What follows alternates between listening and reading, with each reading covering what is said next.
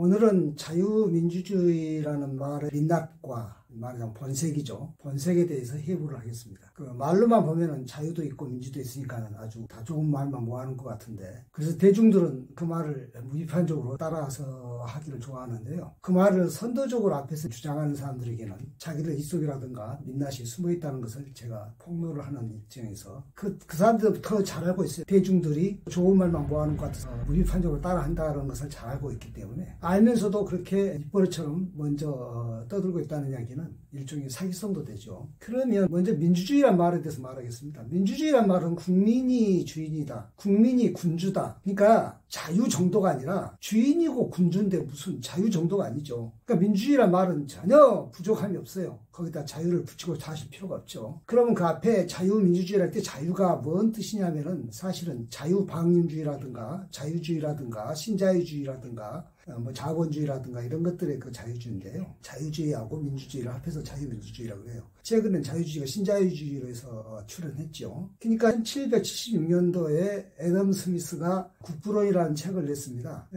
1776년은 또 무슨 해냐면은 미국 독립혁명이 일어났던 해예요. 그러니까 오래된 때죠. 그래서 애덤 스미스가 국부론에서 시장에 국가는 간섭하지 말아라, 자유방임해라. 그리고 야경국가란 말이 무슨 말이냐면 국가는 시장에 개입하지 말고 그냥 지켜주기만 해라. 야간에 야간 경비만 서주라. 그리고 야경국가주의 또는 자유방임주의, 그런 이야기죠. 가격은 수요 공급에 의해서 보이지 않는 손에 의해서 저절로 된다. 그러니까 건들지 마라. 그것이 선이다 했던 것이죠. 사실은 애덤 스미스는 다른 책에서 가진 자들의 도덕성에 대해서 굉장히 강조했는데, 그것은 별로 알려지지 않고 국부론은 이런 그 자본주의, 자유방임주의 또는 근래 와서는 신자유주의 이런 것으로 거의 경전처럼 떠받들려주고 있습니다. 그 자본주의란 말이 그런 말인데요. 그러니까 자유시장 좋죠. 시장에 자유가 있어야죠.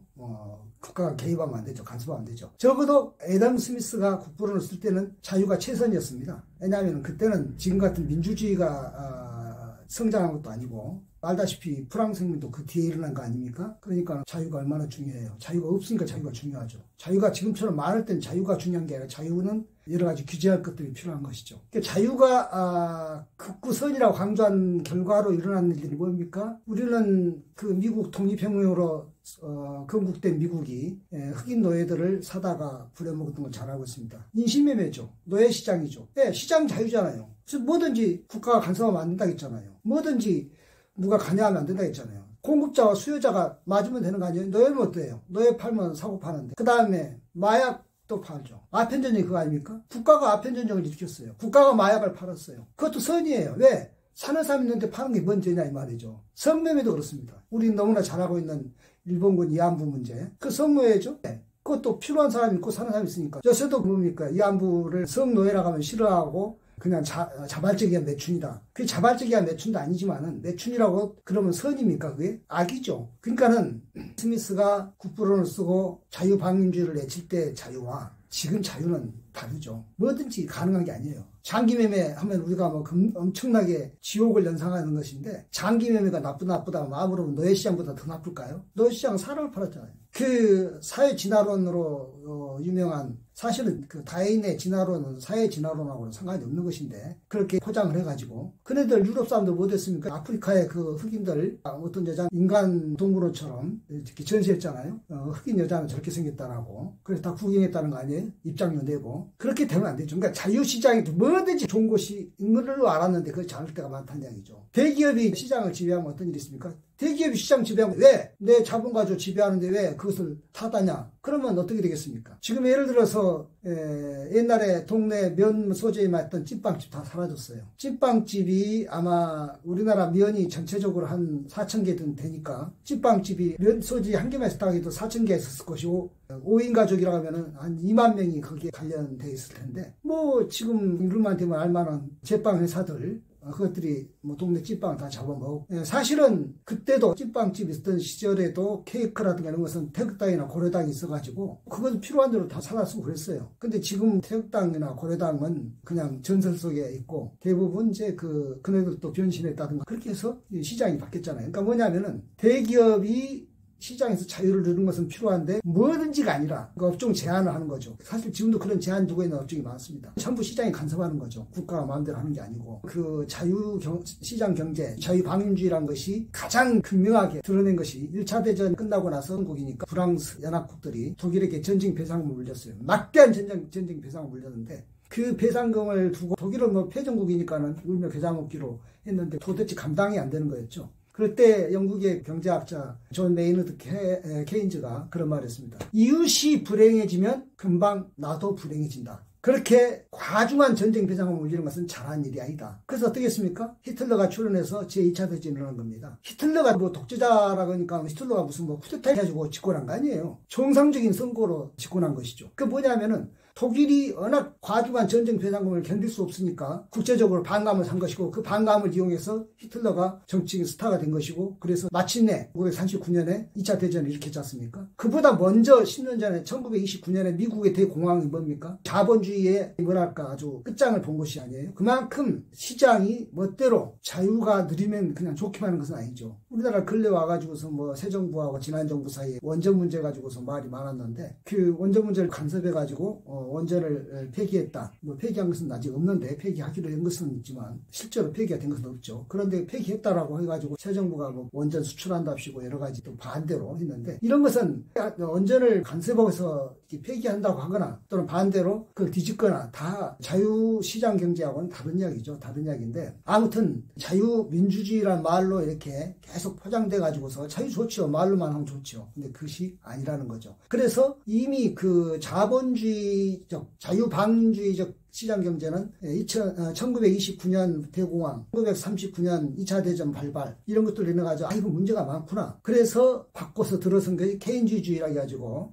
수정자본주의라고 그러죠. 자본주의를 바꿔야 한다. 그래서 케인즈가 그걸 주장했었지 않습니까? 이미 1차 대전 말에 독일에게 과중하게 밀리는 전쟁 배상금을 두고 케인즈가 말했던 것이 뭐였습니까? 이웃이 불행해지면 나도 불행해진다. 그러니까 영국과 프랑스가 막대한 전비를 받으면 굉장히 좋을 줄 알았는데 결국 2차 대전 때 가장 피해국이 어디였습니까? 프랑스고 영국이었잖아요. 독일도 물론 독일은 뭐 전문국가니까 그 애들이야 뭐 피해 보는 것은 자기를 탓이니까 뭐 할 말 없다 하더라도 그래 놓고 미국에서 대공황 이후로 이제 바뀐 것이 뭐냐면은 프랭클린 루스벨트가 한 뉴딜 정책 알죠? 그런 것들은 전부 자유시장 경제하고 다른 방법이에요. 국가가 간섭하는 거죠. 국가가 적극적으로 투자하는 거죠. 큰 정부죠. 작은 정부가 아니고. 그래가지고 미국이 이제 그걸로 또 세계 중심국가가 됐는데 그게 이제 80년대쯤 되니까 어떻게 됐냐면은 벌써 한 40년 정도 지나니까 또 문제가 있죠. 어떤 문제가 있냐면 활력이 좀 덜 살아난다든가. 왜냐하면 사람은 자기한테만 혼자만 가지라 그러면은 지금 일론 머스크라든가 빌 게이츠라든가 스티브 잡스라든가 그들이 미국에